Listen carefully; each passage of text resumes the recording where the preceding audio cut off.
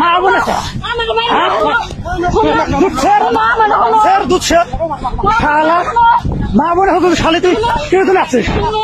বয়স প্রায় ৩০ বছর, বাড়ি গোপালগঞ্জ জেলার ডিগ্রিপাড়া এলাকা। পিতা আব্দুল্লাহ শেখ। স্থানীয় সূত্রে জানা গেছে, গত ১ মাস ধরে আমেনা তার আপন ফুফা অন্তু আলমের সঙ্গে সংসারের নামে রাত কাটাচ্ছিলেন। প্রথম দিকে বিষয়টি বুঝতে পারেনি আমেনার আপন ফুফু, তবে ধীরে ধীরে সন্দেহ তৈরি হয় তার মনে।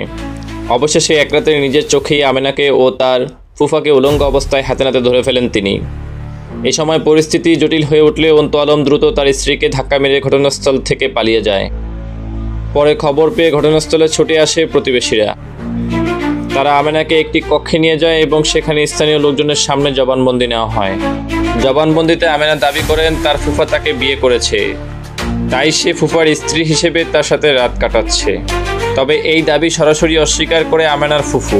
তিনি বলেন সবই মিথ্যা, কোনো বিয়ে হয়নি। অন্তু আলম আমেনার আপন ফুফা। উনি কি আপনার ফুফা হয়?